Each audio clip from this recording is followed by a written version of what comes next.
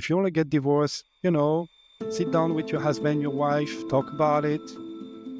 Try to make it the least expensive possible. Try to react in the good mind.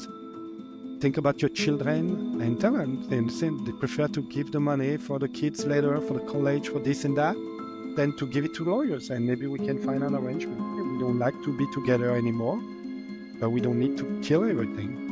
Okay, we sell the house 50 each, 50, 50, 50, and everybody can move on with their life and start again. It's never too late. And not costly.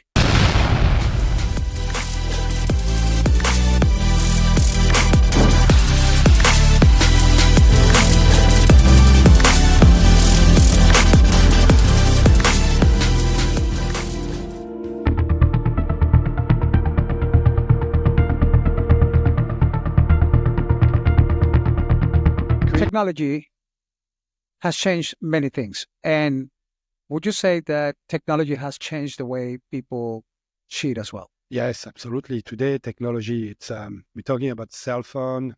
Before, long time ago, cell phone were not that good. Maybe at one time, long time ago, there's no cell phone. Okay, so it was different. Everything was arranged in advance. It's a different way. Today, you have a adult site just to hook up with people. You have dating sites. People are creating profile on dating site. They're married, but they put their photos or they put somebody else's photos. It's open season. I mean, it is. There's so many ways to cheat on your spouse today. I mean, it's so many temptation.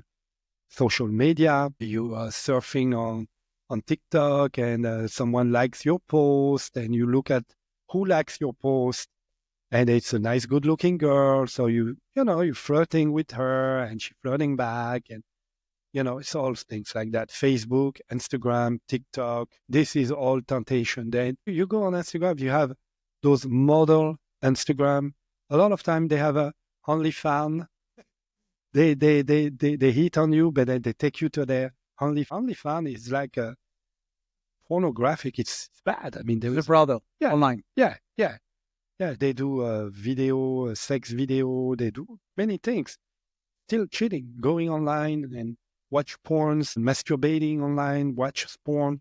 It's still cheating. I mean, this is not normal situation for a married couple. Okay, so that's why there is so many temptation today with the evolution, the technology, and that's why I even have some guys calling me because they got scammed by someone on social media. And and we are going to keep this very focus on the clues, tapping into Victor's mind to understand what are the clues, because there are consequences of you going to this size like OnlyFans, right? And you can be recorded, and then you can be extorted. Yes. For they catch you. There are famous cases that we will cite in the future episodes, but right now we're going to continue digging into you in your mind to understand the clues, because a lot of people think that they have to be body language readers, or they have to be an expert in order for you, or there are these books that they sell that you have to look at the eyes and look at the left. If they look at the left, look,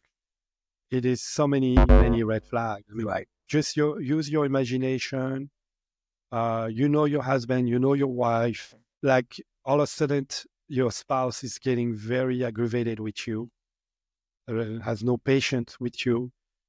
She's yelling, or he's yelling at you, or he has no patience. He's, he's getting tired of you. So obviously, that's also a sign of, that maybe that person has a relationship with someone, and it's done this aggravation. That person has making a comparison with her lover and you, so she can't deal with you anymore. So it's a very a situation that it's a very strong red flag. You can see that your wife or your husband has no more patience with you because something is going on. Would you say that the actual technology is a better pattern to uncover the usage of technology by the cheating spouse? Is a better pattern or a better technique to uncover a cheating spouse, or there are financial clues as well?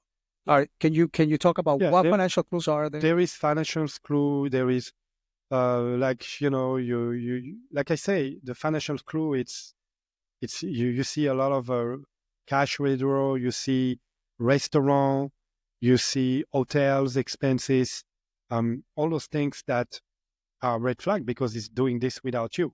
Okay, so already there's something like very weird. Now you find out that all of a sudden he applied for a new credit card. You were not aware with that. Oh, this is something also uh, a red flag. Or you realize that he just opened a new bank account with a different bank. Only him, not like usually he has a bank account with you, but now he's starting to open a bank account on his own. Also, that's a red flag. Okay. Okay. You understand that? Yeah.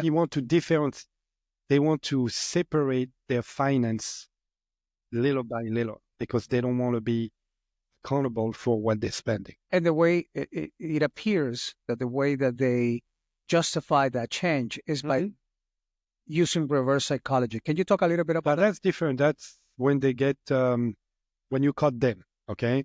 When you have strong suspicion. Because I have spouse, they come to me, they already put a lot of pressure on their husband, and then they want us to investigate them, which they are going to be very careful.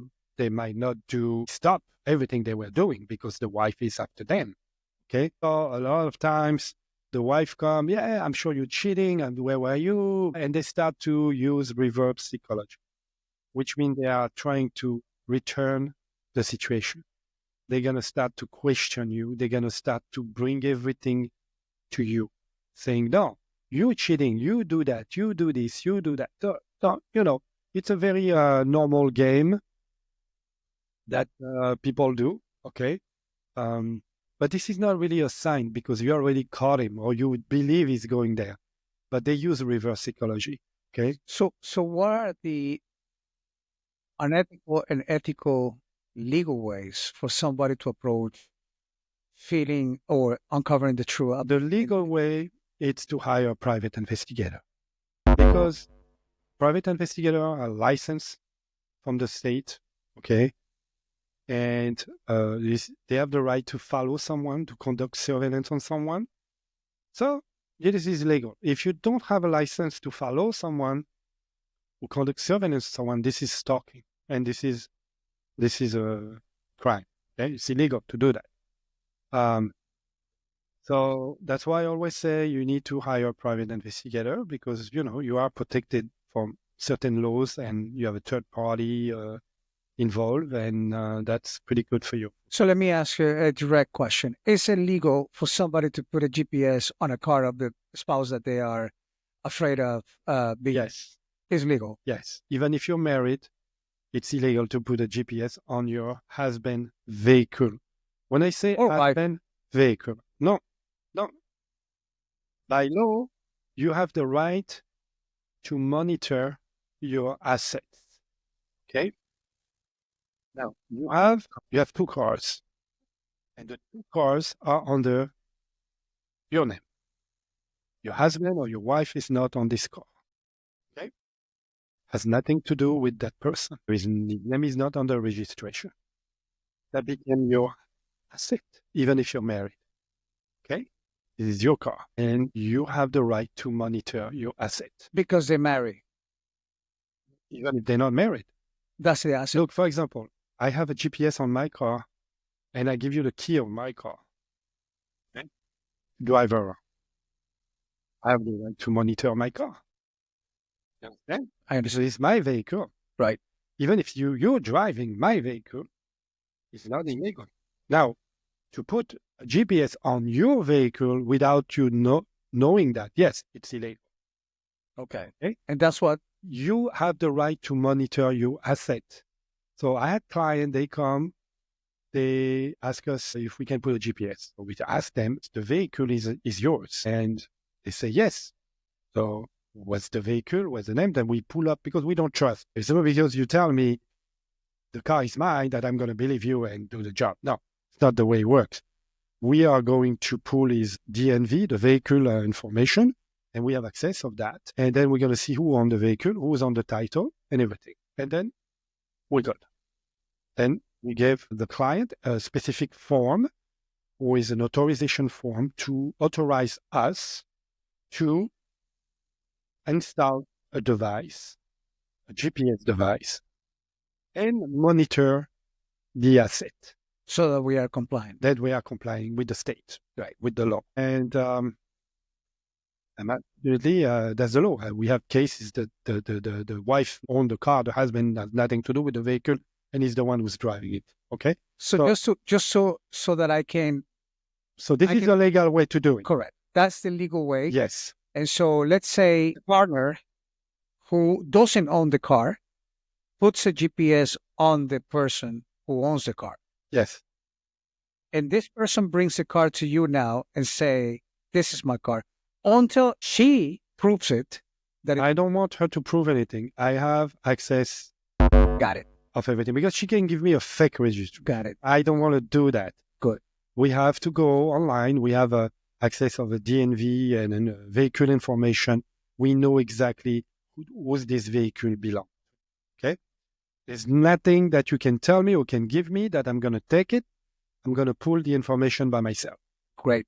Okay, good. Now that... Because this is a violation of privacy, okay? It's like a private investigator cannot take photos, okay, through your windows of your apartment, okay, unless it's over a certain number of feet of the street, okay, because it could be behind a background or something like that. They cannot take photos of you in your bathrooms. They cannot take photos of you in your bedroom. I mean, this is illegal. So that's a good point. Let's say I have a suspicion. Well, somebody has a suspicion about their spouse. Can they fly a drone? Yes. And put it, not transpassing, but put it in front and zoom in to the window where the... Okay, the drone has to be 25 feet away from the building. Okay, but it's legal. It's legal. But, one more time, if it's 25 feet of the bathroom windows, it's not legal. If it's 25 feet of the bedroom windows, it's not legal. Now, if it's 200 feet up your backyard, yes, it's legal. Okay. So, but as a private investigator, you have the license and the legalities to... I have a drone pilot, which is also a private investigator, who has a FAA license. Because when you fly drone for business, commercial flight, you have to have a FAA license. It's not recreation. As a private investigator, you are taking photos and videos professionally. Okay? It's a business. So, since the drones are all the drones are regulated by the FAA, you have to have a FAA license. Okay? And the state and private investigation regulation doesn't care how you take the photo. You can take photo with drone, you can take photo with a camera, you can take a photo with a submarine. They don't regulate that. They don't regulate the FAA. They're regulating the behavior of the private. Essentially, if you, as a licensed private investigator, you can come closer with the drone. It's not that we can come closer. There is privacy regulation that you have to, for example, you have to fly your drone not less than, it has to be 20, 25, 21 or 25 feet away of a building. Okay. That's kind of a regulation. Now, with a drone, there is place that we cannot fly a drone, like something too close to the airport. We have to ask a special derogation to the FAA. Okay. But that doesn't mean they're going to allow you to do it. You have to have a good reason to do it, okay? But flying a drone for commercial use has to be done under a FAA license. So if you're a private investigator and you are using drone without a license, FAA license, you are not conform and you are violating the law, okay, of the FAA, okay? Because obviously you can be in trouble, right? So that's something that you need to consider. This is not a big deal to get a license. I mean, you need to study a little bit. It's not easy. but this is something that very accessible for anybody. Okay, so do friends and close acquaintances ever give away clues? If they give clues, yes, they do. I mean, some person are cheating on their wife and they are putting their friends involved to cover them. For example, this is very common situation. They are telling friends or family member that if I'm going to tell my wife that I'm going to be with you and we're going to have dinner. We need to talk about business. And if she call you, cover me. Okay, this is what it is. So yes, now if they can give you clues, yes, they can, because liar. First of all, to be a good liar, you have to have a good memory. Okay, this is one of the main quality of a good liar, because you have to remember your lies. Right? It has to make sense. It has to. Everything has to stay together. And sometimes, people are kind of obligated to lie, and they're not really a liar. That's not what they do best. And then you can feel they're very nervous. They are telling you, different hours or different dates, because like I say, you need to have a good memory to be a good liar. So as the liar or the cheating spouse has clues and they give away clues with their behavior, their friends can also, if they're covering for them, you can also spot clues on them? Yes, of course. Of course you can. Also remember, sometimes you have a suspicion that you believe that your husband has been cheating on you with somebody. And I had cases, a client called me, oh, my husband is cheating with my housekeeper. My husband is cheating with a coworker. My husband is cheating with a friend, one of my friends.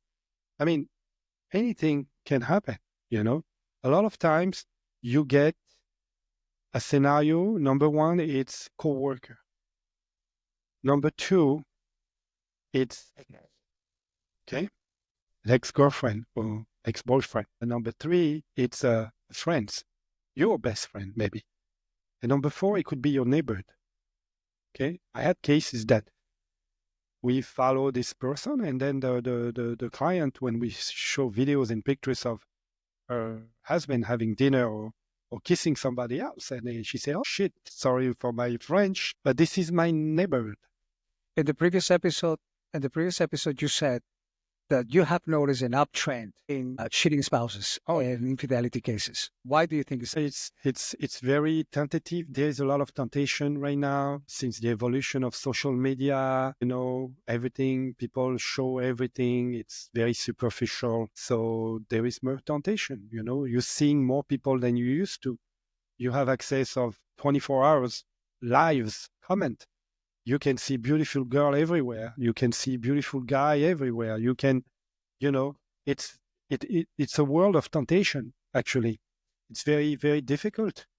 And also, a lot of person. I mean, again, I don't want to be discriminative against women or against men, but it's a lot of women. They are looking for a sponsor. They are looking for a man with money. They are looking for, it's a business, kind of, it's a sugar daddy. They're sugar daddy. They're looking for someone who can pay for that, who can pay for this.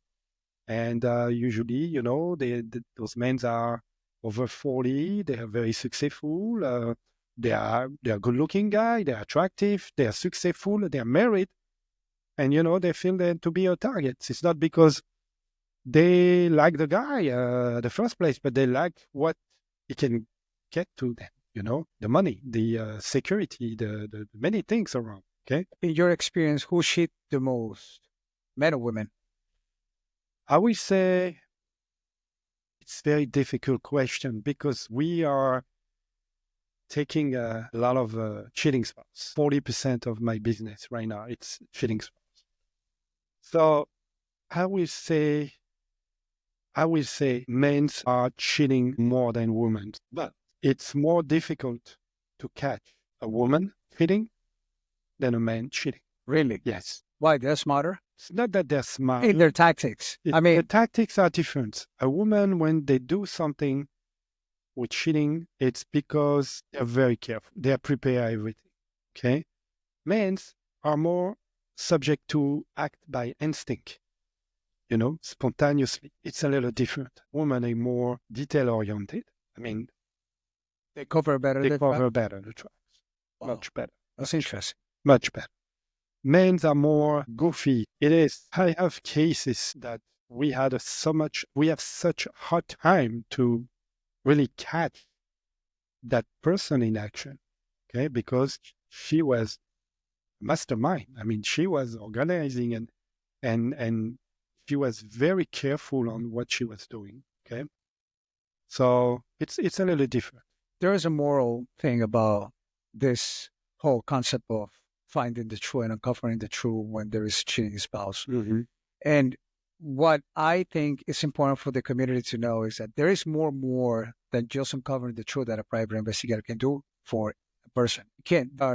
There are aspects of the process of afterwards when somebody finds the truth that they can use the information and the help that you provide. Okay. It depends. There is different laws with different states. Okay. For example, we are in Florida. Florida, it's a no-fault state. So you can find out that, and you can prove that your husband or your wife has been cheating with 10 people. That's not going to help you in your divorce. Which state was that? Florida. Florida. Okay. Yeah. Florida is a no-fault state because they're not going to, take any consideration on that. They don't care. But that's why. So if you think that's going to help you to get more money on your divorce because you can prove he's cheating, your husband or your wife has an affair with somebody, it's not true. It's not going to help you. The only way that can help you, it's if you can prove that your husband or your wife has been spending money of the marriage with another person, which example, you buy jewelry, you buy a car, or you're paying for rent, okay, to somebody else. The person who you're cheating with, your wife or your husband, your spouse, is entitled of half of all the money that was spent on that other person, okay? Because you use the money of your marriage, okay? So it belongs to both of you. So now you buy a car to your mistress, half of that car belongs to your wife. You understand that? That's the law. Now I understand that. So, yes, you can use that kind of investigation to get more money or get some money back, actually, because you don't get more money, but you get the money back that your husband or your wife spent on somebody else. That's the necessity. As long as you prove. As long as you prove. Yes, of course. Well, that's why we're here. That's why a private investigator can do it.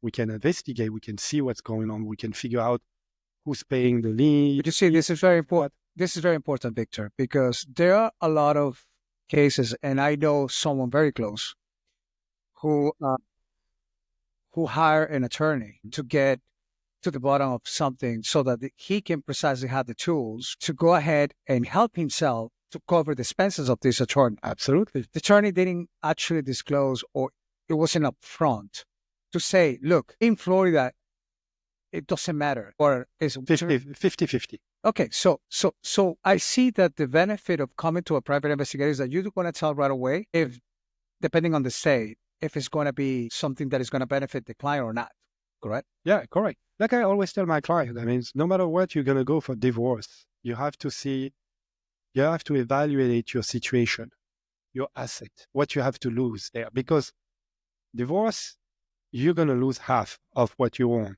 Okay, it doesn't matter unless you have a prenup and that was before the marriage and this and that. Well, okay, that's something that obviously you can dispute. But if you marry in Florida and you've been married for 20 years and your husband make less money than you do, you make 5 times more money than him, but doesn't matter. The house is going to be 50-50. The money is going to be 50-50. Your retirement plan is going to be 50-50. Your life insurance is going to be 50-50.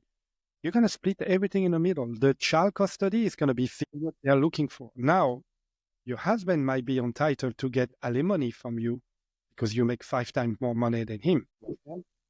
Because, there is new law in Florida just came up last year with DeSantis, the governor, like regarding alimony. It used to be permanent alimony for life, which means when the court decide you to pay alimony, you're going to pay for life, unless that your spouse is getting married again, okay? Or you can prove she's been living with somebody who's paying for her, okay, who's paying this. That's something that we do also those kind of case, okay? It's a cohabitation alimony case. We do a lot of cases like that. But the point is, you're going to lose 50% of what you have. There's no way. Now, if you play around and you're starting moving assets little by little before the divorce, and then when you think that you're ready to divorce because you moved a lot of assets, because if your spouse has a good lawyer, they're going to find out that it was done with premeditation, and that's not legal, okay? So it's not going to work. And then you're going to spend thousands and thousands of dollars in lawyers' fees. A lawyer is between $400 to $1,000 an hour. Okay, depends on the lawyer you take. Lawyers are great people. I mean, they're here to help you, but they're costly. They're very expensive. And when they see you arriving and you have money, you have asset, you have property, you have a lot of money, you're a good client for them because they know they can get a lot of hours from you. So at the end, you're going to fight. You're going to fight. It's going to take 2-3 years to divorce. The only person who's going to really benefit at that divorce, it's going to be your lawyers, because they're going to make a ton of money on you. They can get $200,000, $300,000, $400,000, $600,000, $1 million. I had a client, he had an asset of $80 million. I was working his case 4 years ago. He's still not divorced. Oh my God. And I think he lost more than $15-20 million on lawyers' fees between him and his wife. But his wife was not working. He was the guy who was paying all the money. They were very rich people. The lawyer freeze all the wife lawyers froze all the bank account, and he get paid directly from those bank accounts. He asked a special derogation to the court to get paid because she has no money. She has to use the money of the marriage. So they want to make sure that the money is safe. Bottom line, it's a nightmare. And the lawyer are making a lot of money still today. I heard, I got someone that I know who knows that guy, that I did some work for him 4 years ago. And I asked him, how is he doing? He's done with his due. He said, no, he's still in divorce, which means the lawyers are draining, getting a lot of money because there is money there. Okay? They know how to sniff. Yeah, it's a business. So the only thing that you're going to do, that's why I always recommend my client, if you want to get divorced, sit down with your husband, your wife, talk about it. Try to make it the least expensive possible. Try to react in the good mind. Think about your children and tell them they prefer to give the money for the kids later, for the college, for this and that, than to give it to lawyers. And maybe we can find an arrangement. We don't like to be together anymore, but we don't need to kill everything. Okay, we sell the house 50 each, 50, and everybody can move on with their life and start again. It's never too late. And not that costly. And it's not that costly. You're going to add up to spend $200,000-$300,000, maybe $100,000 to lawyers. It's even more. I mean, this whole thing is fascinating, and it can be covered in many episodes. But let me you mentioned something about, you've been talking about people who are legally married, but we know that this state is flawed with couples living together without marriage status. Yes. What are the resources for somebody who is thinking or has a suspicion of a cheating spouse? What can they do? Can they record the partner? Is it legal to record a partner in a conversation or leave a device to listen to the partner, the person who they... Okay, so no. Audio, it's illegal to record someone without disclosing that you're recording. Okay? But as a private investigator, you can? No. Okay. No, so we cannot do that too. We cannot record. We can take videos, yes. With no audio. With no audio. Yes. That's why all our videos are uploaded to our investigative platform. And then from the investigating platform, we make sure that the platform has a system that removes automatically the audio, that there is no mistakes. Like if we need to go to court, because every case we do, we are conducting every case the same way, that the way that they are going to go to court. Okay. So we are transferring all files to our platform. And if it's audio, video, automatically it removes the sound. And we have the date and time automatically input, the system input the time and date automatically on the video. Okay, so for the audience, let me ask you this question. Someone who asked before in the hotline, I have an app that I can use to record my spouse I am suspecting of something so that I can have a backup audio of that phone call. Is that legal? No, it's illegal. It is illegal. You cannot use it in court. Now you can record whatever you want, but you won't be able to use it in court. This is not admissible in court. Now you can, I mean, I'm not saying you can. I mean, you do whatever you want, but you have to tell the other person that you're doing it. Okay? Some people, they have a camera in the house with audio. Okay? So they leave, they know there is audio, so they know. I mean, maybe you have a sign. Like, you go to my office right there, we have a sign at the entrance. We have a sign on the windows that before you come in my office, you know that this property is under audio and video, okay? And it's recording. So you are advised, you're aware, and it's my property, I can do it. I cannot put camera and audio in the bathrooms. That's not legal, even if I disclose it. But here in the meeting room, I have audio and video recording, and we have a sign at the entrance. Okay, so we have to disclose it because this is my property. I can do whatever I want there. It's my property. So I have a camera just behind me here, like you can see it, and we record audio and video because we might need it to retrieve at any time or anything. Great. Okay. What about geolocation with the phone in common? Like, okay, yes, you can, because that's different. You have, for example, you have sharing location with your wife or your children on Find My iPhone. You have an iPhone, and then you share. So that's legal because you agree with it. You have to comment notification to do that. So, for example, I gave authorization to my kids to see my location. My kids gave me authorization on their device to see them where they are. That's legal if the other person is aware of it. Now, what's not legal, it's to use a tracker on someone without their knowledge. That's illegal. That's illegal. Now you have it on Find My iPhone or Find My Friend. It's legal because the process is been running the way that you authorize that tracking location. Let's talk about the guilt. What do you want to say about cheating and spouse and guilt? When somebody is in the bottom line of making the decision to hire you, do you feel that the person that is being cheated, they feel guilty? The person who's been cheating or the person who's been cheated on? The person who is being cheated on, okay, is in the bottom line of making the decision to hire you. Do they come to you feeling guilty that they're hiring you to cover the truth? They don't feel guilty. They feel relieved. Because it's a very heavy weight to find out that your partner has been cheating on you. It's like you're losing your comfort zone. You're losing the floor under your feet. Unfortunately, they are very alone in this situation. Okay, it's very emotional.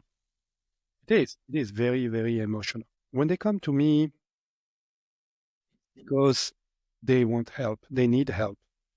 And that doesn't especially, it's not especially for divorce purpose. It's also to help them to move on with their life. It's also for them to obtain closure. And this is important because at the end, when you've been in a relationship with someone for so many years, what you're looking for when there is separation, it's a closure. And the closure helps you to move on with your life. That doesn't matter if you have children or not, okay? It's more difficult when you have kids because you have the guilt list of culpability and you fear for your kids and everything. But at the end, I tell my client, I say, the most important, it's your kids and you. Or I will say you and your kid, because you have to take care of yourself first if you want to take care of your children. So you have to be good, be strong to be able to take care of your kids. And if you have a miserable life and you want to divorce, you're not happy in your life, you don't trust your husband, you don't trust your wife, you have to move on. Life is too short to deal with mediocrity. Life is too short to be unhappy. You have to be happy. And sometimes there is a way you can work things out with your husband or your wife.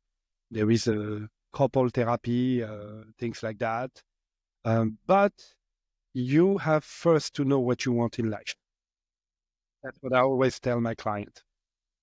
This is a good one. Do cheating spouses tend to withdraw from physical intimacy, or do they sometimes overcompensate to avoid suspicions? No, I will say usually a lot of times for men, it's the cause of cheating. A lot of people in couple, they lost each other. They don't have much sexual relation anymore, and men's are tendency to go somewhere else. Okay, or it could be a lot of stuff. It could be the opposite. It could be the man who doesn't provide enough sex life for his wife because is suffering of testosterone problems. Okay, after a certain age, men need testosterone because they're losing testosterone. A lack of testosterone, it's affecting your mood. It's affecting you can get depressed. There's a lot of stuff. You can get disease. You can get sick. I mean, it's an open way for depression. Okay. And then on the woman's side, you have the menopause. So menopause change, maybe they don't have the libido to have sex as much that they used to, or maybe sometimes it's different. It hurt them. Or the menopause, it's very serious condition for women. They have treatment. There is a lot of stuff going on in couples, marriage goes with time. And you get married at 20, 25, and then a lot of divorce happen after 50, after 40, because that's where those two different medical effects happen, otherwise for women or otherwise for men. So there's many things that can help a couple to move forward with their life. Okay. Have you had any cases of clients with paranoia, meaning that you have given them already all the clues and all the proof that there is something going on? Yes. And they insist that there is something going on. Yeah. We had a lot of cases like that too. Yeah. We find out, it's not because you're hiring a private investigator. You have clients, they come here, they want to know if the husband or the wife cheat on them. We do a lot of work. Sometimes we spend 80 hours of investigation and then we don't catch anyone cheating on anyone. And the client is not happy because they want to catch their spouse cheating. Like, this is why they're hiring us. Sometimes this is crazy, but this is the case. Sometimes we have clients that they're hiring us.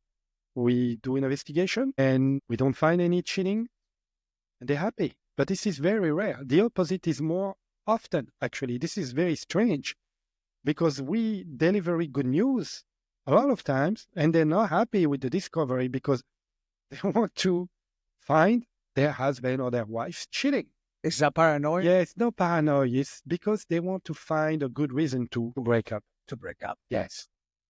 So it is because some people don't have the conviction. They don't have the strength to confront their spouse. And it's painful for them. And they want to find a bad situation to have a good excuse to break up. Correct. And it's more often than you think. I had clients being unhappy and saying that we didn't do a good job because we never catch the husband. But we can't do that. We can't create situation for them. We cannot make them happy. It's not because they're paying a private investigator that we're going to get what they want to see. It's not like that. We're going to get what we can see. I cannot force someone to have an affair with somebody just because I want to please my client. It's not going to happen. I had clients asking me to hire a woman, go after the husband, just catch them, or like temptation, provoking a situation. I had people asking me that. That's malevolent. Yeah, we don't do that. This is not what we do. I told them, I said, I'm sorry, I think you get the wrong address. This is not what we do. We deliver the truth, and we're not making story. This is not what we do. Have you heard of any stories of investigators making up stories to make sure that they... Yeah, of course. There's many. I mean, there's not every investigator are very call and professional, I will say in this business, I mean, I might be a little strong on it, but I will say 80% of the private investigation business or private investigator, generally speaking, in South Florida, okay? I'm not that great because a lot of them don't do that very seriously. I would say only 20% are pretty good. So what is the risk of somebody pursuing private investigation without license and incriminating or making up stories or evidence by upsetting a client to find something on the other person when there is none? So that's not legal. That's not something you do. Private investigators are not supposed to do that. We are investigator. Even if it's a business, like I say, there is 20% of the investigator business here in South Florida who are real business. They're real professional. They have offices. They have employees. They have, it's a business. They are in the business of delivering the truth and helping people. And that's what they do. 80% of private investigators, they don't do that full time. They do that part time. A lot of them are ex-law enforcement, retire. They have pension. They work from home. They don't have offices. They don't have invest in technology. Like I say, you come to our agency, Universal Investigation. It's a full cover of private investigation firm. We do all kind of investigation. We have a cybercrime department. We have cyber fraud labs. We have a specialty. We have private investigators specialized on cybercrime, private investigator specialized on the forensic accounting, special forensic, surveillance expert. We have drone pilots. We have counterfeit trademark investigator. We have HOA and condominium association private investigator. How do you feel when you have to deliver the truth to a client and confirm that, yes, they have been cheating on? As a private investigator. I feel bad because I have to deliver the bad news, okay? Like we say, don't shoot the messenger. It's not my fault. I mean, I bring you everything. I had people getting very upset. And even though you are providing the... Yeah. I have a case that I have to talk about that case because it was something like out of this world. This is why I'm digging. And I had a case. It was a couple. It was a two female couple. They were married. One of them was living in New York. She was a doctor. Very good people. I mean, very smart. And the other one, the wife, I will call the other one the wife, was living in Boca Raton. New York, contract us. She said, my wife has been cheating on me, and I believe she's been cheating on me. We just got married not too long ago, and then I want you to follow. Okay, so we're going to prepare the case. So we prepare the case, and we start following the subject in Boca Raton. And then after, maybe we spend 40 hours of work, which is pretty big. I mean, 40 hours is a lot of time for kind of investigation. And then we gather a lot of information. And we actually caught the wife kissing, making out on the parking lot outside of a restaurant on top of the vehicle outside. So it cannot be a better situation to catch her cheating. There's no way you can say it's not true. Okay? By right. So we had like approximately 10 minutes video of them making out on the top of the hood of the car. Okay. So we gave the report. We sent a message to the client, and I told her that she has everything is uploaded to the platform. Ask her to log in on the platform, and she can see the report with photos, and then she can see also the videos. So the very strange part that I receive after that, I received a phone call. I remember because I was sleeping. And it was 1 o'clock in the morning. My phone rang, and I didn't put the phone on the silence so that time. But I wake up and I see her name on the screen of my phone. I say, I'm gonna take it because it must be important. It's 1 o'clock in the morning. And I take the phone call, and she starts yelling at me and saying that I'm bad words, and that I did Photoshop. This is not true. This is not my wife. She will never do that. And I told her, I say, I'm so sorry, but this is your wife. We have videos of her making out with someone. And That's what she hires you for. Yeah. And that's why you hire me, because you think that she was cheating on you. And she said, yes, but this is not her. This is Photoshop. You are making this thing up to get more money off me. I say, no, sorry, this is not what we do. And I say, okay, whatever. So I hung up. She hung up. Didn't hear anything about her. And then I received a phone call from an inspector from the state license, Department of Agriculture. They are the one who regulated the licenses from a private investigator. And then they came to my office. They say, we had a complaint. So sometimes it happens. People complain. It's fine. And she said that you didn't give her a report. You do no contract and this. I say, no, look, this is the report.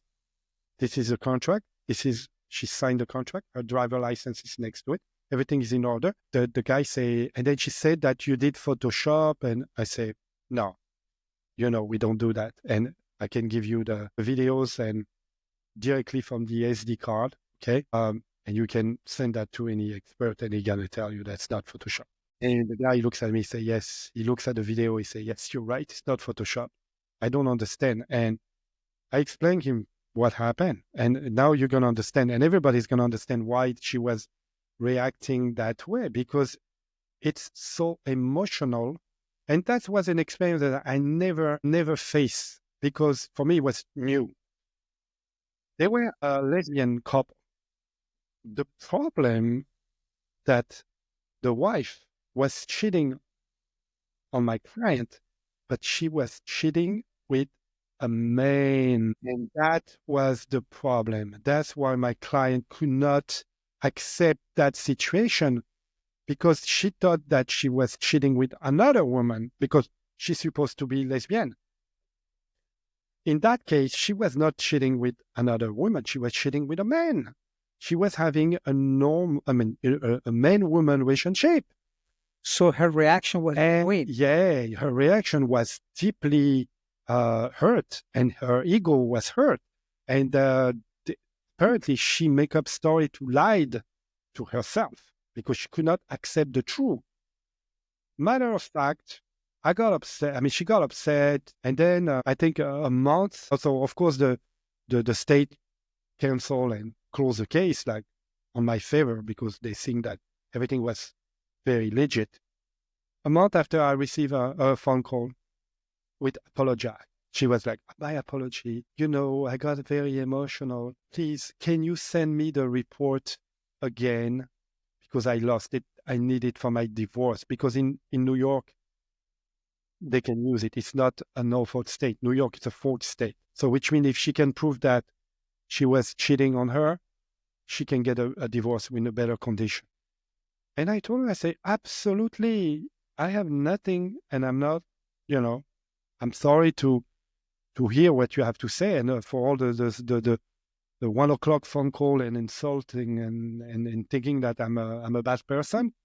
I understand, but obviously, I told her, I said, I believe you went a little far to even complain to the state about what you're doing. Obviously the case is closed because I spoke with them and they think that something was wrong with you, not with me.